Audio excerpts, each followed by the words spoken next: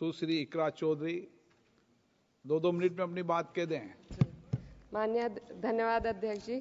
आज मैं 2025 के वित्त विधेयक पर अपने विचार रखने के लिए खड़ी हूँ। सरकार इस बजट को जन कल्याणकारी बता रही है, लेकिन क्या ये वास्तव में गरीबों, किसानों, श्रमिकों और मध्यम वर्ग के हितों की रक्षा करता है?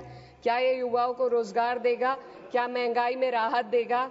लगातार हम पढ़ते आ रहे हैं कि भारत की जीडीपी पिछले 10 वर्षों में दोगुनी हो गई है और हम जापान और जर्मनी को पीछे छोड़ते हुए 27 तक दुनिया की तीसरी सबसे बड़ी अर्थव्यवस्था बनने के ओर अग्रसर है। लेकिन यह उपलब्धि तब फीकी पड़ जाती है जब हम प्रति व्यक्ति जीडीपी के आंकड़ों को देखते हैं, जिसमें भारत विश्व स्तर पर 100 से अधिक देशों से पीछे है।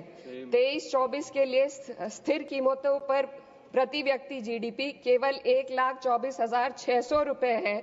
ये कोई आश्चर्य की बात नहीं कि सरकार इस डेटा पर बात करने से बचती है, क्योंकि वे ये नहीं समझा सकते कि पूरे देश की जीवन स्तर में वृद्धि क्यों नहीं हो रही। वे ये नहीं बता सकते कि देश में इतनी गहरी आय असमानता क्यों बनी हुई है और आम नागरिकों को आवश्यक सेवाओं तक पहुंचने में इतनी कठिनाइयां क्यों होती हैं। सरकार दावे करती है कि भारत की अर्थव्यवस्था दुनिया में सबसे तेजी से बढ़ रही है, लेकिन इस विकास का लाभ केवल अमीरों को मिल रहा है। आज हमारे देश में शिक्षित युवा नौकरी की तलाश में दर-दर भटक रहा है। सरकारी नौकरियों में लाखों पद खाली पड़े हैं, लेकिन भर्ती नहीं हो रही। निजी क्षेत्र में भी नौकरियों की संख्या घटती जा रही है। उधर देश की शीर्ष 1% अमीरों के पास 40% से अधिक संपत्ति है, जबकि करोड़ों लोग 2 वक्त की रोटी के लिए संघर्ष कर रहे हैं। यह आर्थिक असमानता लगातार बढ़ रही है क्योंकि सरकार की नीतियां बड़े उद्योगपतियों को फायदा पहुंचाने के लिए बनाई जा रही है, जबकि गरीबों और मध्यम वर्ग को महंगाई और टैक्स के बोझ तले दाबा जा रहा है। जब यह सरकार सत्ता में आई थी तब $1 लगभग 60 रुपए के बराबर था और आज 83 तक पहुंच गया है। Sir 2 minute. रुपए की इस गिरावट का सीधा असर आम जनता पर पड़ता है।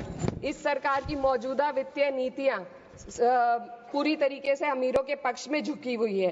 भारत एक समाजवादी देश है जहां सरकार का कर्तव्य है कि शिक्षा, स्वास्थ्य, यातायात जैसी बुनियादी सुविधाओं का लाभ अपने नागरिकों को पहुंचाए और उन्हें समान अवसर और सुरक्षा दे। भारत के सरकारी स्कूलों और अस्पताल की हालात लगातार बद से बदतर होते जा रहे हैं। सर बस किसानों पर अपनी बात रखना चाहती हूँ। हमारा देश तब तक सशक्त नहीं हो सकता जब तक हमारे किसानों को उनका हक नहीं मिलता।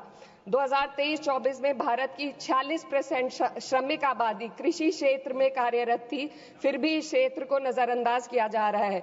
सरकार किसानों की आय दुगनी करने का वादा करती है, लेकिन असलियत यह है कि खेती की लागत बढ़ रही है, जबकि किसानों की आमदनी स्थिर बनी हुई है। ट्रैक्टर और हार्वेस्टिंग मशीनों पर 12% जीएसटी में सर 1 मिनट सर किसानों का मुद्दा है, बस 1 मिनट सर खत्म कर लें। हार्वेस्टिंग मशीनों पर 12% जीएसटी से किसानों को परेशानी और बढ़ रही है।